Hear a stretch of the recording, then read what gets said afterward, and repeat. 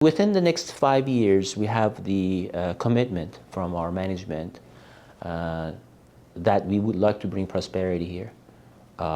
It is very clear to us that we have to bring new businesses here. BusinessJournalDaily.com 3 Minutes With is brought to you by Farmers National Bank. Who's the only local bank with a mobile mortgage app? Farmers. Download the app to contact your lender, calculate payments, securely scan and upload documents, and check the status of your loan. Fiercely local, fiercely loyal, Farmers. I was in Michigan when this opportunity came up in the third week of June of 2021, when I deployed myself immediately to come here. At the time, the positive conflict that we had was our Wisconsin plant. We wanted to start with the greenfield in Wisconsin. Then we internally created a positive conflict. We said, okay, in order for us to go to Wisconsin, how much money, how much manpower we need to bring that plant to realization. We needed to understand the supplier readiness and localization opportunity in Wisconsin or any other state across the United States. And make sure that the timing is also competitive. One of the biggest challenges that my chairman gave me, he says, I understand the urgency of getting to this electrification, but you are telling me it will take 4 years for me to have my plant up and running in Wisconsin. And I said, yes.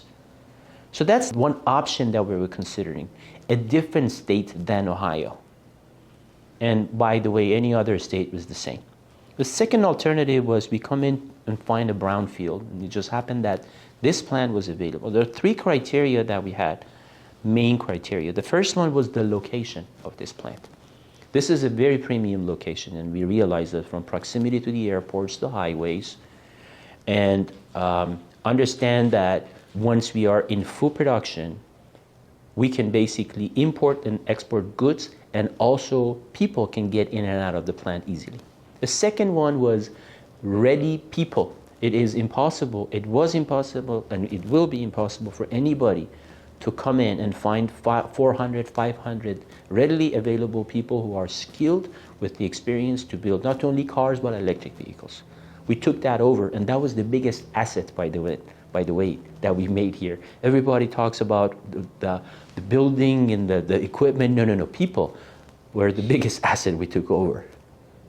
And then the last one, workforce/supplier readiness. Ohio is one of the best states across the United States as far as manufacturing and automotive. We knew that once we come here, there will be less shortage of people with automotive experience, more people who understand manufacturing.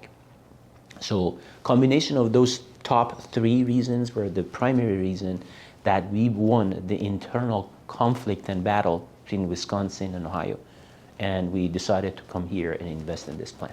One thing that when I came to Foxconn, I made it clear for our management is we don't want to blindly go after Tesla. And whoever says that they're going to beat Tesla, there is no reality behind their business, okay? You have to, in any business, you have to have a product differentiation. You have to emphasize yourself of why me, why Foxconn EV, not somebody else, okay? That was the reason we thought about when I was in Taiwan in 2021, early 2021, I came up with the idea of electric tractors for my management. And I said, okay, you want to be number 1, I will make you number 1, but not by beating Tesla, but be number 1 contract manufacturer in the world that makes electric autonomous tractors. And that's the reality right now, okay? So we are separating ourselves from majority of a crowd that they want to be in the mainstream market and compete over very marginal profit, very, very marginal profit. We would like to be in a different market, and our market is very clear. It's broken down into mainstream electric vehicles. The first thing that we start talking to our partner is the DNA match between the leadership of that partner and us. That's the first checkpoint for us. If they come from a automotive background, electrification background, the second question is, what is the value proposition that they bring?